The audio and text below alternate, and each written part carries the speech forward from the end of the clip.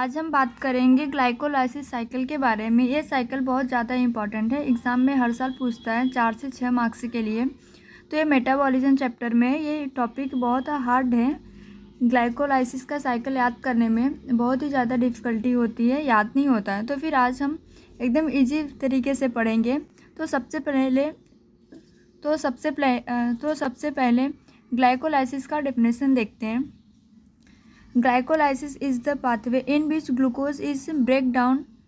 Glycolysis क्या होता है? ग्लाइकोलाइसिस एक ऐसा पाथवे, इसमें ग्लूकोज का ब्रेक डाउन होगा through a series of the chemical reaction. किसके थ्रू से? केमिकल रिएक्शन के थ्रू ग्लूकोज का ब्रेक डाउन होगा, और जब ग्लूकोज का ब्रेक डाउन हो जाएगा तो फॉर्मेशन करेगा pyruvic acid. Pyruvic acid form होगा। फिर इसके बाद इस पाथवे को डिस्क्राइब किया था इम्बडेन, मेयरहॉफ और परनास ने। ये हो गया इसका सिंपल सा डिफिनेशन। ग्लाइकोलाइसिस एक ऐसा पाथवे जिसमें ग्लूकोज का ब्रेक डाउन होता है, किसके थ्रू? केमिकल रिएक्शंस के थ्रू, और फॉर्मेशन होगा पायरुविक एसिड का फॉर्मेशन होता है। इस पाथवे को डिस्क्राइब किया था इम्बडेन, मेयरहॉफ और परनास ने डिस्क्राइब किया था। Hence it is also called as Embden Meyerhof pathway, इसलिए इसको इम्बडेन मेयरहॉफ पाथवे बोलते हैं। इसको शॉर्ट फॉर्म में EM पाथवे भी बोला जाता है। In the glycolytic pathway, oxidation of glucose to pyruvate. इस ग्लाइकोलाइटिक पाथवे में ग्लूकोज का ब्रेक डाउन होगा पायरुवेट में, and takes place within the generation of ATP and NAD। इसके बाद ATP और NADH फॉर्म होता है। अब इसके बाद देखते हैं साइट ऑफ ग्लाइकोलाइसिस। ग्लाइकोलाइसिस के साइट क्या है? Glycolysis occurs in the cytosol और cytoplasm of all the cells of the body. Site of glycolysis इसके दो हैं, साइटोसोल और साइटोप्लाज्म। फिर इसके बाद टाइप्स ऑफ ग्लाइकोलाइसिस। पहला एरोबिक ग्लाइकोलाइसिस और दूसरा anaerobic glycolysis.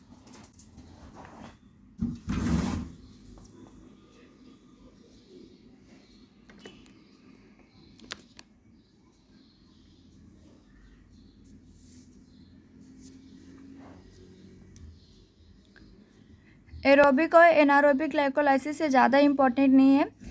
Aerobic glycolysis it occurs when oxygen is plentiful. इसमें क्या होता है? एरोबिक ग्लाइकोलाइसिस में इसमें ऑक्सीजन की मात्रा ज़्यादा रहती है। एनारोबिक ग्लाइकोलाइसिस में it occurs when the oxygen is scarce. इसमें ऑक्सीजन की लेवल कम रहेगा। और इसमें बी है final product is pyruvate along with the production of 8 ATP molecules.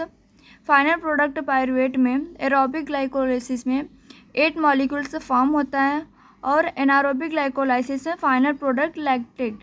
Final product वहाँ पे पायरुविक एसिड था, लेकिन यहाँ पे क्या होगा? लैक्टेट होगा। इसमें 2 ATP मॉलिक्यूल्स फॉर्म होगा।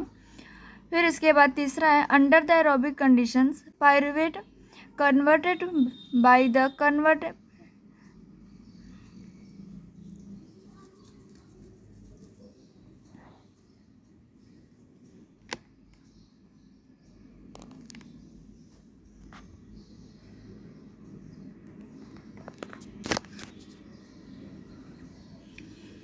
सी पॉइंट है under the aerobic condition. Aerobic condition के under pyruvate convert to pyruvate dehydrogenesis. इसमें पायरुवेट कन्वर्ट होगा पायरुवेट डिहाइड्रोजनेसिस में एसिटाइल कोएंजाइम के।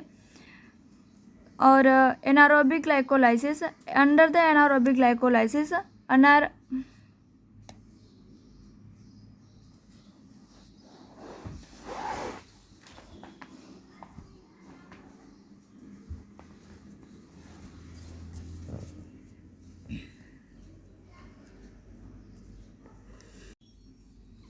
Phase of glycolysis.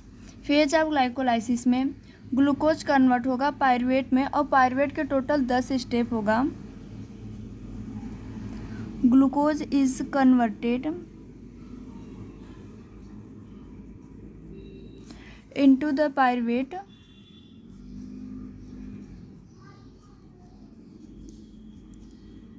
in a 10 step of glycolysis.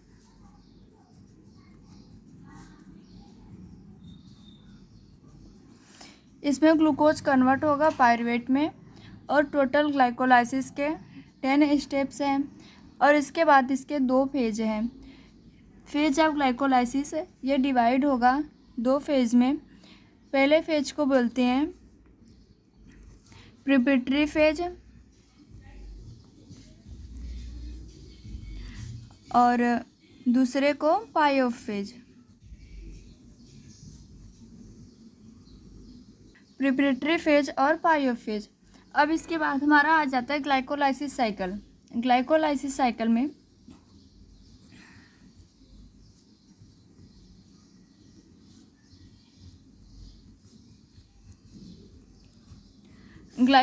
Cycle में याद करने का ट्रिक ये है, सबसे पहले ग्लूकोज ग्लूकोज फ्रक्टोज फ्रक्टोज लिखेंगे।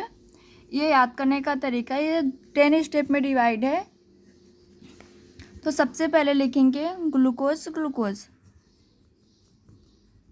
ग्लूकोज ग्लूकोज फ्रक्टोज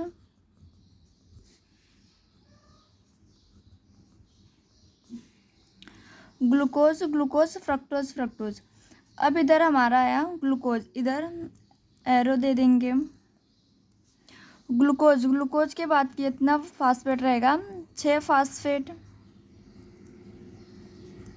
और फ्रक्टोज में इसमें भी कितना रहेगा, 6।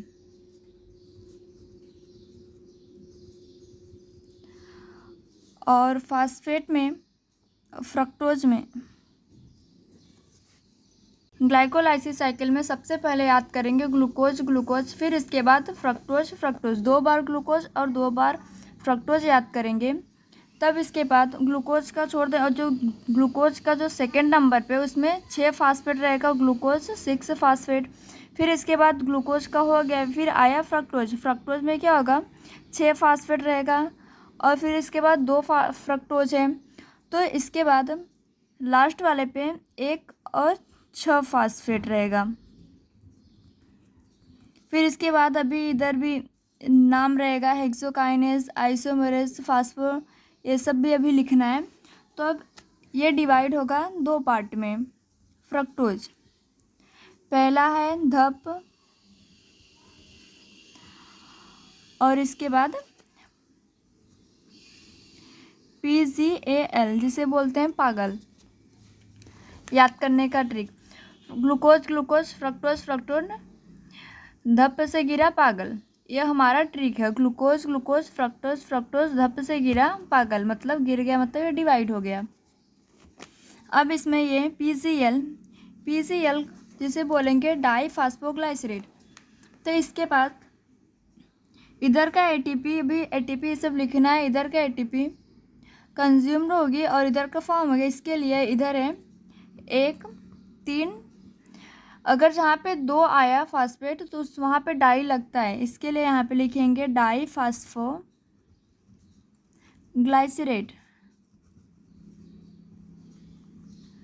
डाई फास्फोग्लाइसरेट। फिर इसके बाद 1 है, वो 1 नहीं रहेगी, इसके बाद कितना, केवल 3 रहेगा। जब यहाँ पे 3 आया तो डाई हट जाए, क्योंकि अगर डबल रहेगा तो तभी डाई लगता है। इसके लिए अब यहाँ पे आया फास्फोग्लाइसरेट।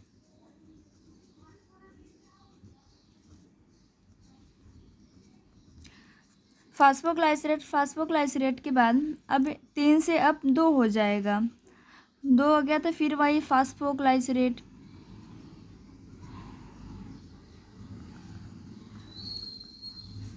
अब इसके बाद आएगा फास्फोइनोल पायरुवेट।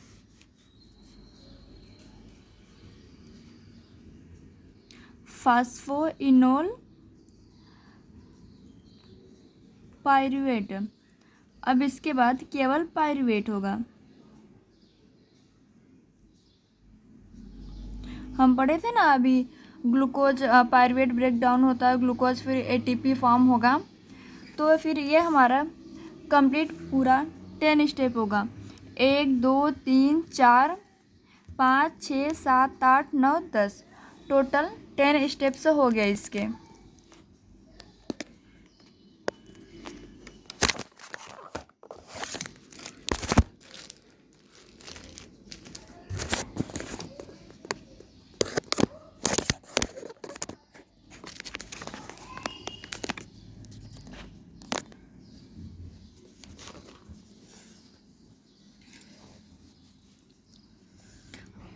अब ग्लूकोज ग्लूकोज फ्रक्टोज फ्रक्टोज धप्पे से गिरा पागल। अब ये हमारा हो गया याद करने का ट्रिक।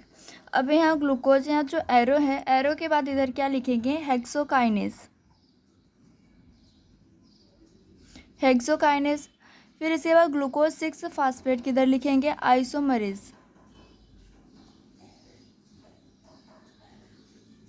और फ्रक्टोज 6 फास्फेट किधर, इसको कैसे लिखेंगे, फ्रक्टोज 6 फास्फेट। इधर है फास्फेट की जगह लिख देंगे, पहले फास्फेट को लिखेंगे फास्फो फ्रक्टोज, फास्फो फ्रक्टो। और इधर ऊपर क्या है, काइनेज, इस फास्फो फ्रक्टो काइनेज। और फ्रक्टोज 1,6 इधर होगा डाईफास्फेट, इसका आएगा एल्डोज। हेक्सोकाइनेज, जहाँ जहाँ पे काइनेज है वहाँ पे क्या होगा, एटीपी और एडीपी होगा। तो यहाँ पे क्या है, काइनेज, इसके लिए यहाँ पे एटीपी एडीपी। फिर काइनेज कहाँ पे है, यहाँ पे फास्फोफ्रक्टोकाइनेज, यहाँ पे भी एटीपी और एडीपी होगा। एल्डोज, फिर ये धप और पीजीएल जो है इसका होगा ट्रायोस फास्फेट आइसोमरेज। अब जो पीजीएल है इसका होगा triose phosphate dehydrogenase, triose phosphate dehydrogenase. और इधर इसका भी डाईफास्फोग्लाइसरेट का, इसका होगा काइनेज। वापस से काइनेज कहाँ था, ग्लूकोज के हेक्सोकाइनेज इधर है, लेकिन यहाँ पे केवल काइनेज रहेगा। फिर इसके बाद होगा हमारा म्यूटेज, म्यूटेज के बाद इनोलेज, इधर है ENOL, इसके थ्रू हम याद कर सकते हैं इनोलेज। और इधर भी हमारा होगा काइनेज। अब यहाँ पर भी जहाँ जहाँ नेज करके है वहाँ पर TP और NADH होगा, लेकिन यहाँ पे क्या होगा, 2-2 बार। सबसे पहले यहाँ पे होगा NADH, ये 2-2 बार होगा। अब काइनेज कहाँ दिख रहा है, अब यहाँ पे काइनेज है,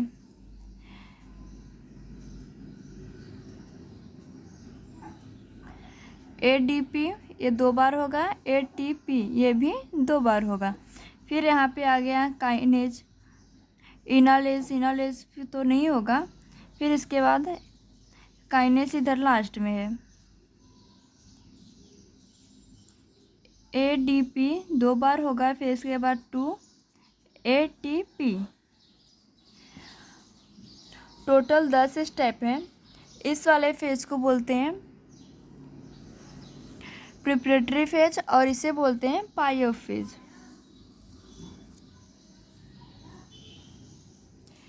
ये है प्रिपरेटरी फेज और इसे बोलते हैं पाई फेज।